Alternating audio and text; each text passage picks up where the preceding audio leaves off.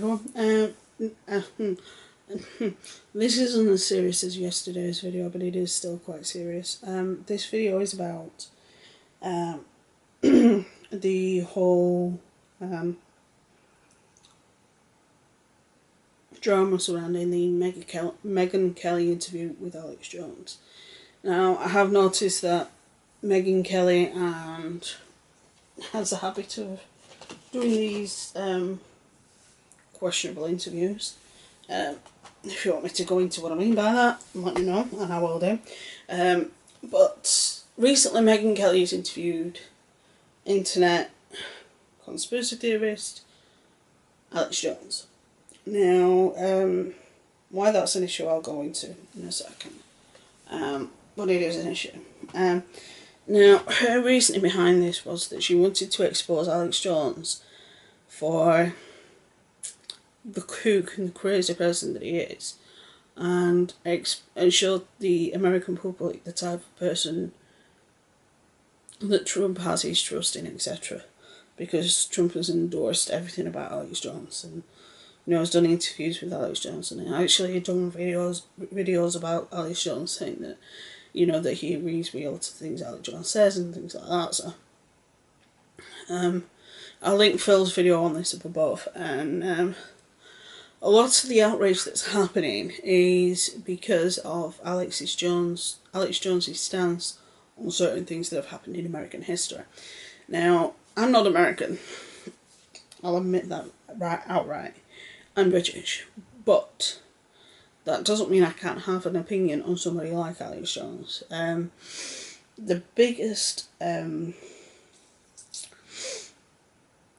issues are Jones's opinions on 9/11 and Newtown, which are probably two of the sore spots in American history. Recent American history, and by recent I mean like the last 20 years. As there are a lot worse things in American history, but then again we have some pretty bad things over here, so because there's a lot of Americans that originally come from this country, so a lot of their family history comes from this country. A lot of them. Not all of them, but a lot of them.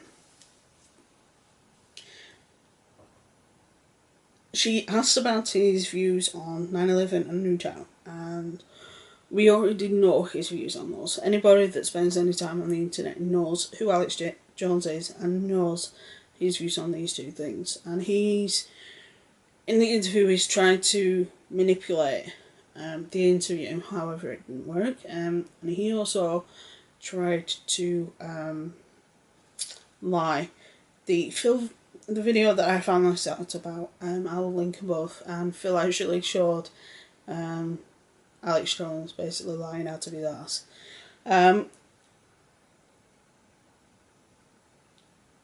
We all know what happened on 9/11, and it was horrific. And there were supposed to be 4 attacks, however one was thwarted, the other one was a relatively minor attack. By that I mean, in the grand scheme of comparing that to the 2 towers, which is the one in the Pentagon, then there was the 2 towers. Now, on that day, several thousand people died, and 3 buildings were destroyed. Parts of the 4th building was destroyed, and a lot of lives were affected. Even people in this country, we had family and friends. I didn't know anybody personally, but I do know of people who did, that died there. And it is probably one of the worst terrorist attacks. That's coming from somebody from the country where in the last 3 months we've had 3. Right. And obviously we all know what happened in Newtown. 26 people were killed, including 20 children. Now, Jones's opinion of 9/11 is that it's a false flag. That Bush and his administration wanted to go to war in the Middle East to control the oil. So to do that, they needed a reason, and what they did is they engineered the 9/11 attacks. So tried to say that the person who was responsible for them was in Iraq and Afghanistan, so that's where they had to go to get them, blah blah blah. And, you know, that's what happened. That's what he views as happened. Now, in reality, that didn't happen. While there are a lot of people that say, oh, the way the building fell, the way that this happened, the way that that happened, the way that this happened, proves everything. No, it doesn't. A lot of people automatically assume that the buildings fell this way. If you actually watch the recordings, although the vast majority of it, the building fell this way. The building goes like that and then like that. And there had been previous attacks on the two towers, which had possibly weakened the structure without people realising that the structure had been weakened. So when the planes hit, it weakened the structure even further. That's one school of thought. Another school of thought is that the jet fuel increased the burning temperature to a point where it melted the steel, which is possible because jet fuel burns at an extremely high temperature.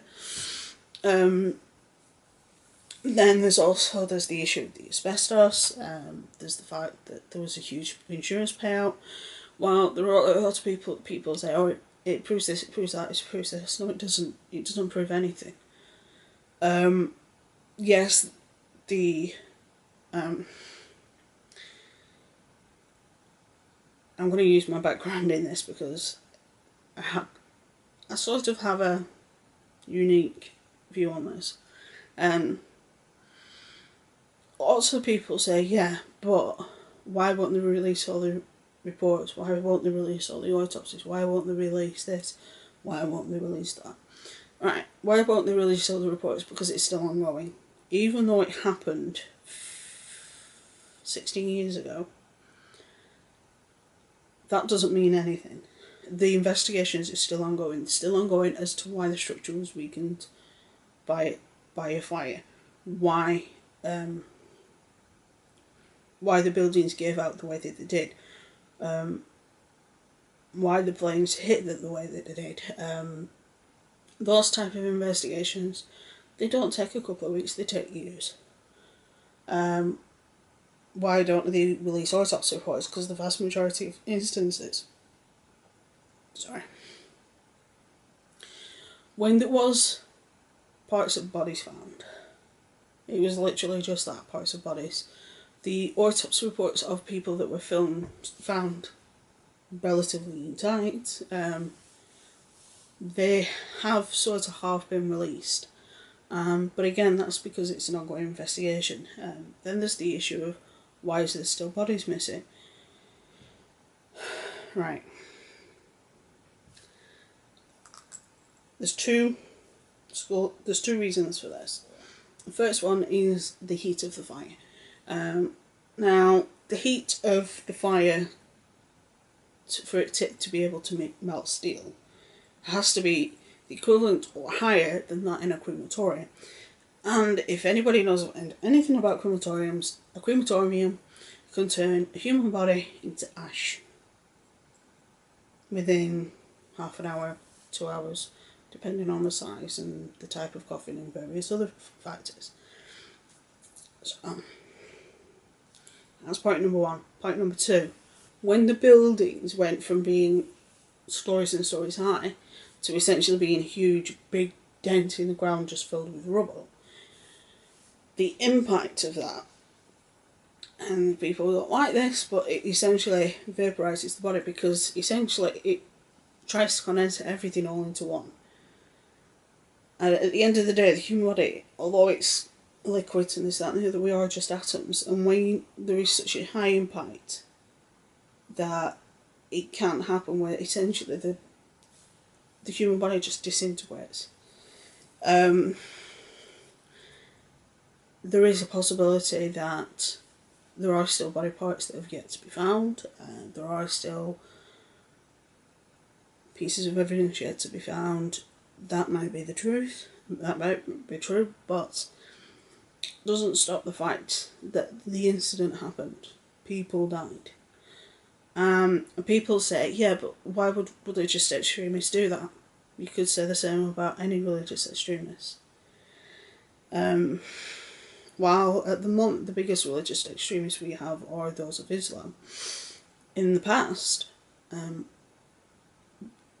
they're not the only ones that have done really nasty things. Don't even get me started. And with the Newtown, Connecticut incident. Now, he says that he has two opinions on that. First one is that it never happened.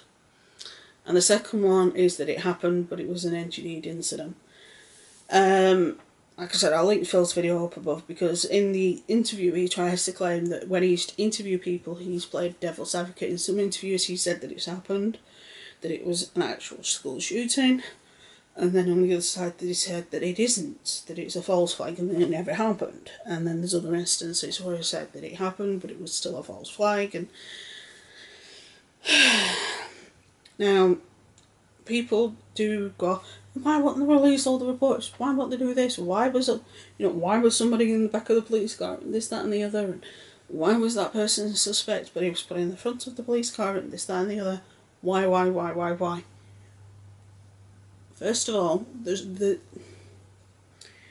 I can't remember how long ago it was, but it was just not long before Newtown that certain states in America actually barred the release of autopsy results of minors,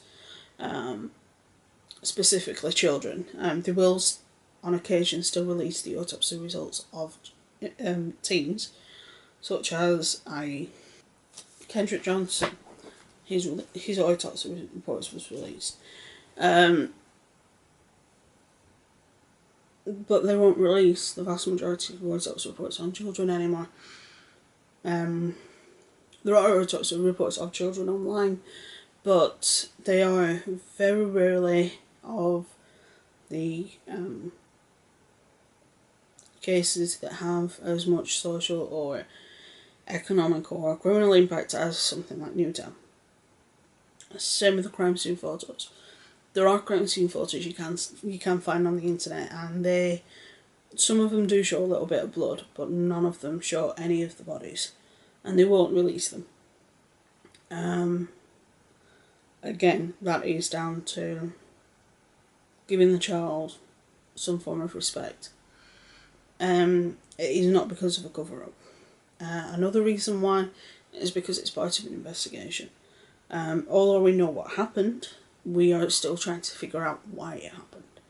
And a lot of the times, this is something a lot of people don't realise, but a lot of the time a crime scene will give you the reasons behind it without realising that it's giving you the reasons behind it. Hence programs like Criminal Minds. Now, he always views that this is used by certain people in the government to try and toughen up gun laws, which is something he's against. Well, I agree that in some respects having a gun is a good thing, and there's a lot of YouTubers that I watch that have gun licenses, and in America it is seen as a constitutional right. In this country we haven't had guns owned by the vast majority for a long time. Out of the hundreds and hundreds of people I know, only 2 own guns. I know when my stepdad used to work on the farm, he had one, but he doesn't have one now. One of my friends' dads has one, and somebody in the family has one, and those particular guns are constantly locked up. They're not just out in the open. There is a hell of a lot of legislation in the UK with relation to guns. Now, do we get gun crime? Yeah. Do we get it often? No. Do we have incidents like this? On occasion, yes. Like I said, not often, but we do. Our biggest issues are terrorist attacks and stabbings, more than anything. But again, that's a different thing. Now, like I said, we do get illegal guns coming into this country. Most countries do. but we do try our best to stop them. Now, in America, the gun laws are different, and it is seen as a constitutional right, because it was written into the Constitution that the public shall have guns in case the government becomes too controlling, so that the people have a chance to fight back. Now, there have been instances where the public have had guns and it has gone completely wrong, such as Waco. And then there are instances where it's worked. There are a lot more school shootings and a lot more things like that in America than in most countries. We've never had a school shooting to my knowledge, because kids aren't able to get their hands on guns in this country. Like I said, probably within a 1 mile radius of where I live, I doubt that there's anywhere legal guns. I doubt there are anywhere between 3 or 4. We don't have a big gang culture here in York.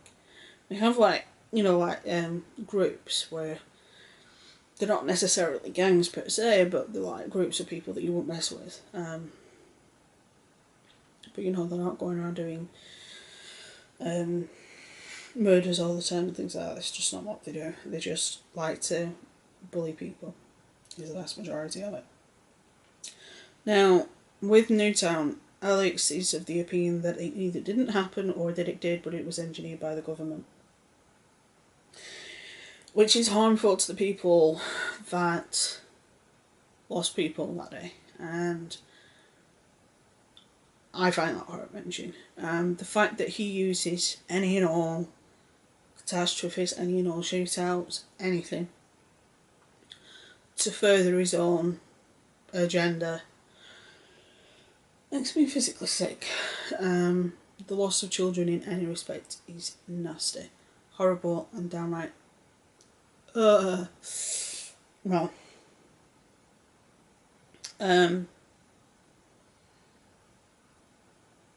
there have been occasions where he has got things right. Not often, but he does.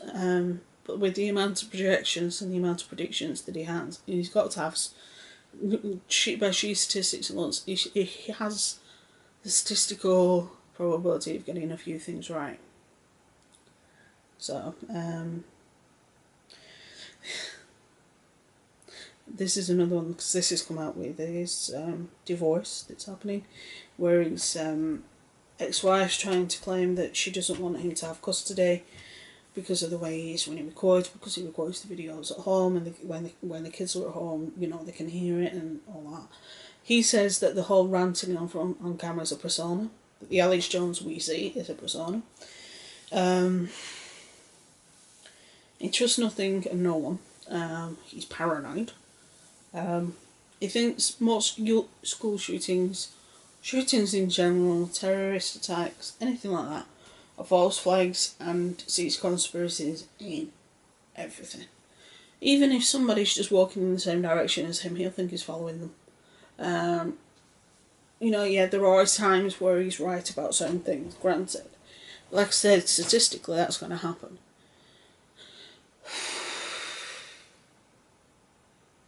Megyn tries to get straight answers, she doesn't get any. Every time she asks him a question, he just starts ranting about something, whether it's related to the question she's asked or not. I feel like doing a Wojcicki impression. Oh, this guy, I swear. I really don't see where this guy's brain is. If it's anywhere, it's definitely not in his head. It's up his backside, I think.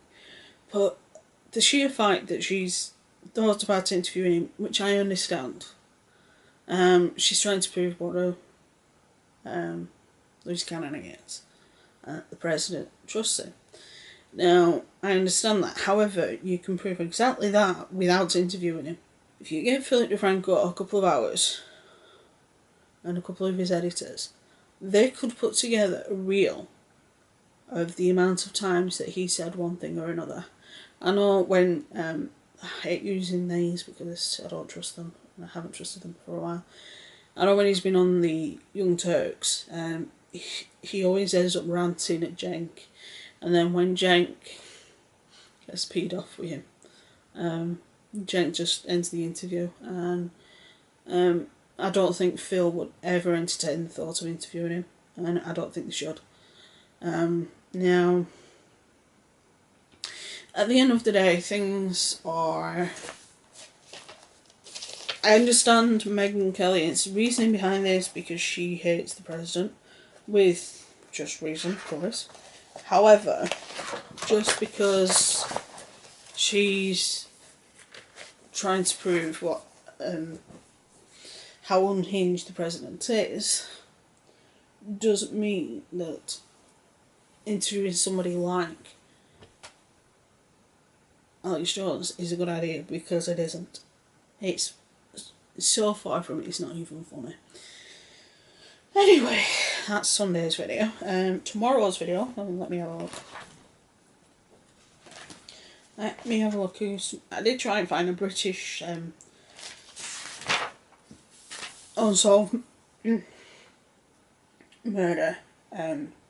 However, after one that's got you know, a lot of information out there. Cases, but there's not a lot of information about them because they're not as publicised. This week's case is on Elisa Lam, and I have a pretty interesting take on that. Next week's trash talk is about... oh, I haven't decided yet. I'm just checking me Thursday. Who's Thursday's video about?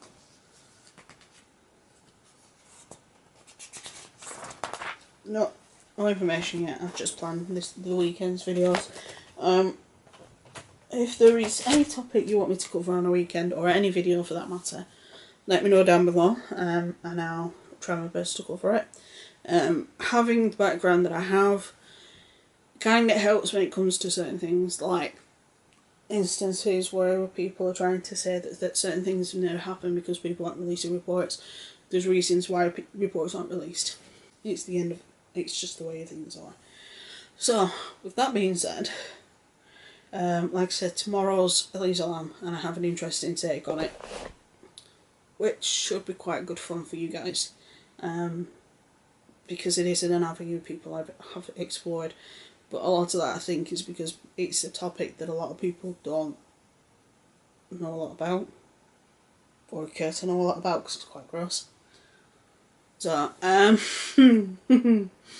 my degree comes in useful. Well, in this case, more specifically, my dissertation comes in useful. But you'll figure that out tomorrow, because I'll actually explain what my dissertation is in tomorrow's video, because it does come in useful.